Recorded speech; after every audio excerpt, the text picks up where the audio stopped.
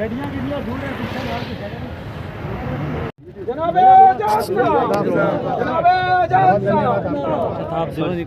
किसने ऐसे पकड़ा? तमीज़ है कोई? सलीम परेज साहब, सलीम परेज साहब, सलीम परेज साहब, एडवोकेट सलीम परेज साहब, एडवोकेट सलीम परेज साहब, एडवोकेट सलीम परेज साहब। हिंदू मुस्लिम सिखता, हिंदू मुस्लिम सिखता, हिंदू मुस्लिम सिखता। सलीम परेज साहब, एडवोकेट सलीम परेज साहब, डीपीएपी जिंदाबाद, डीपीएपी जिंदाबाद, आजाद साहब जिंदाबाद, आजाद साहब जिंदाबाद।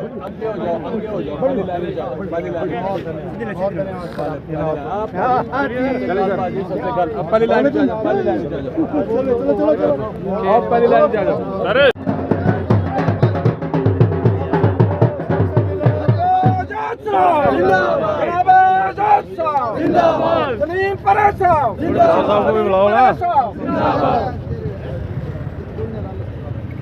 एडवोकेट मोहम्मद सलीम परेज साहब, जनाब गुलाम नबी आजाद साहब।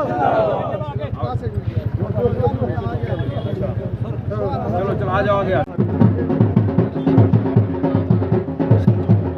एडवोकेट मोहम्मद सलीम परेज साहब, एडवोकेट मोहम्मद सलीम परेज साहब, परेज साहब, परेज साहब।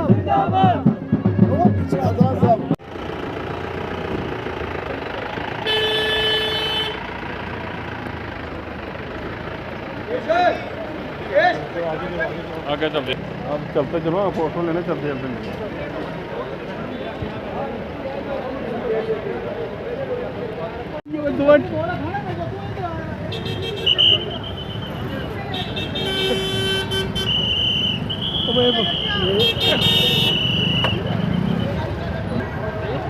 बातें में शार तो गुलाब कर कुछ पैसे ले।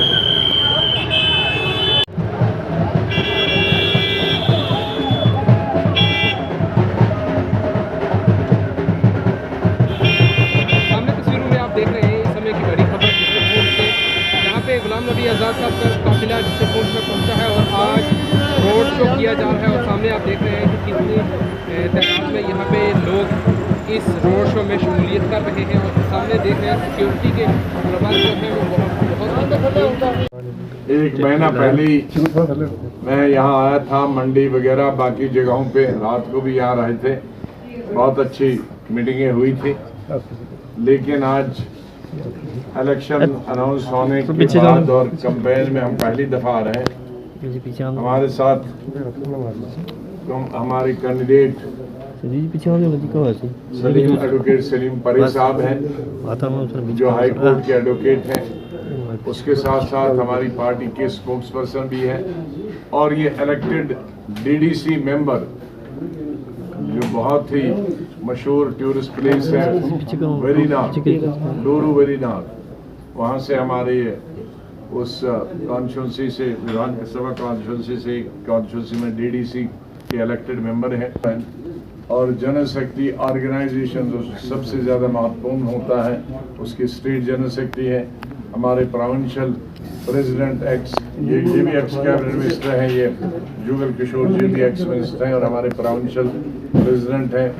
फारूक साहब हमारे पार्टी के बहुत जनरल सेक्रेटरी हैं जोन के, और एडवोकेट दूसरे ये हमारे स्टेट के सेक्रेटरी हैं और वर्किंग कमेटी के मेंबर भी हैं। चौधरी साहब, चौधरी मसूद साहब और बहुत पुराने साथी हमारे ज़माने के, और मीडिया के हमारे प्रिंट मीडिया के इंचार्ज और सूबाई जनरल सेक्रेटरी भी हमारे चोपड़ा साहब, और बाकी आप सब। तो बहुत खुशी हुई। मेरे आने का प्रोग्राम हम दोनों का 10-12 दिन से चल रहा था, लेकिन इतनी बारिशें थी कश्मीर में, जब बारिश होती थी और पुंछ में बारिश होती थी तो पीर पंचाल पे और मुगल रोड पे बर्फ गिरी होती थी, क्योंकि इतनी ऊंचाई पर जितने भी हमारे पहाड़ हैं जो बीच में आ जाते हैं हमारे कई कनेक्शन में, चाहे वो साधना का पहाड़ हो जो हमारे दो कॉन्स्टिट्यूंसी, एक कॉन्स्टिट्यूंसी को उधर बंद कर देता है बर्फ की वजह से। दूसरा हमारा सिंथन हो और भी 4-5, लेकिन सबसे ऊंचा ये पहाड़ है 11,500, जिसकी वजह से हमने बहुत इंतज़ार किया कि रोड क्लियर हो जाए। काश इलेक्शन कमीशन ने पहले ये सोचा होता कि मई मिडल तक तो ये रोड खुलते नहीं है, तो पहले इनको छठे 7वें फेज में रखना चाहिए था इलेक्शन। तो यहाँ आने में 4 दिन लगे, अब जाने में भी 3-4 दिन लगेंगे, 2-3 रातें लगेंगी, बड़ा समय चला गया इसमें। मुझे पूरी उम्मीद है कि राजौरी पुंछ ये पीर पंचाल के लोग मिले हैं ज्योग्राफी तौर पर साउथ कश्मीर से। अगर यहाँ जोर से सीटी मारें तो साउथ कश्मीर वाले सुनेंगे, और साउथ कश्मीर वाले ज़रा ज़ोर से अजान पढ़ें तो यहाँ पुंछ वाले सुनेंगे, या गुरबानी पढ़ेंगे तो वहाँ सुनेंगे, या हमारे हिंदू भाई घंटी ज़ोर से बजाएंगे तो वहाँ सुनेंगे। इतनी दूरी पे हम एक दूसरे के काम आ सकते हैं। ठीक है, ये दूरियाँ और भी नज़दीकियों में बदल जाएगा जब यहाँ टनल बनेगा। उसके लिए हमने जद्दोजहद करनी है, आपने जद्दोजहद करनी है, हमारे जो प्रतिनिधि होंगे। पुंछ हमारे लिए नया नहीं है, बहुत अरसे से स्टूडेंट लाइफ से मैं इसके सावजियान गगड़ियाँ के तमाम पहाड़ BSF के साथ घूमा हूँ और देखे हैं। बहुत तरक्की भी हुई है, अभी और बहुत काम करने की ज़रूरत है। मेरे वक्त में यहाँ हमने डिस्ट्रिक्ट हॉस्पिटल दिए, बहुत सब डिस्ट्रिक्ट हॉस्पिटल दिए, कैंसर इंस्टीट्यूट दिया। मैंने MA MSc की क्लासें इसी डिग्री कॉलेज में शुरू की थी और यहाँ के लिए यूनिवर्सिटी भी मंजूर की थी। लेकिन मुझे अफसोस है कि जो मैंने कार्रवाई तब ज़मीन एक्वायर करने के लिए यूनिवर्सिटी से शुरू की थी, वो अभी 17 साल है। तो 17 साल के बाद इतनी हुकूमतें बदल गई, इतने चीफ मिनिस्टर बदल गए, गवर्नर बदल गए, चीफ मिनिस्टर भी 3 बदल गए, उमर साहब, मुफ्ती साहब, महबूबा जी, और गवर्नर 5-6 बदल गए। लेकिन किसी ने वो यूनिवर्सिटी की ज़मीन जो मैंने आइडेंटिफाई की थी, वो पिछला बुरुज से लेकर और यहाँ नीचे वाला सारा वो इलाका क्या है, चंडक वाला, चंडक के से इधर तक सारा वो यूनिवर्सिटी के लिए, और पैसा भी एयरमार्क तभी किया था, आज तक वो बिल्डिंग नहीं बन। शुक्र करो कि मुझे मालूम था कि मेरे बाद इसका यही हाल होगा, तो मैंने MA और MSc की कुछ जो क्लासेस थी खुद आया था और खुद उसका उद्घाटन किया था, और डिग्री कॉलेज में ही उसको MA की क्लासेस शुरू हो गई, वो सुविधा तो हो गई। चकंदा बाग, जब बहुत जगह से कश्मीर से PO के साथ बिजनेस करने के लिए जगहें खुली, तो मैं खुद यहाँ पुंछ आया था और हमने सिक्योरिटी फोर्सेस के साथ, आर्मी के साथ आया था और चकंदा बाग पहुँच गए और वहाँ हमने मुआयना किया। और एक रिकॉर्ड पीरियड में मैंने बहुत सारी चीज़ें ट्रिपल शिफ्ट में की हैं, डबल शिफ्ट, ट्रिपल शिफ्ट। उसमें आपके भी यहाँ ट्रिपल शिफ्ट में चकंदा बाग का जो जगह बनी है POK के लिए, बिजनेस के लिए, इधर का बिजनेस वहाँ का यहाँ, बहुत फ़ायदा होता उसका वहाँ, और पर्यटन में भी फ़ायदा होता, क्योंकि उनके हमने इसलिए मैंने डबल रोड की थी हमारी ज़ियारत के लिए रजौरी और शारदा शरीफ के लिए, ताकि वहाँ POK से लोग आएँ और वहाँ यहाँ पहले रुकें।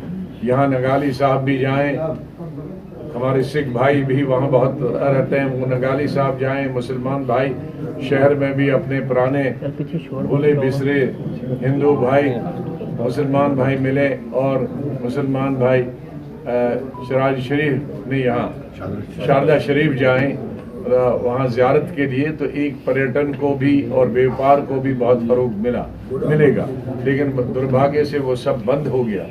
ये तमाम चीज़ें हम लोगों ने अपने कार्यकाल में की हैं। बच्चों के लिए रहबर तालीम, रहबर ज़राअत, रहबर खेल, इनको हमने नौकरी दी थी, बहुत सारी नौकरियां और रखी थी। उससे पहले हमारी कुर्सी खींच ली गई हमारे पार्टनर्स हमारे साथियों ने, चाहे वो हेल्थ में यहाँ बाद में मेरे चिप साहब हों या PWD के मिनिस्टर हमारे जुगल किशोर जी हों, इन्होंने भी जहाँ जहाँ हेल्थ में और सड़कों का जाल बिछाया।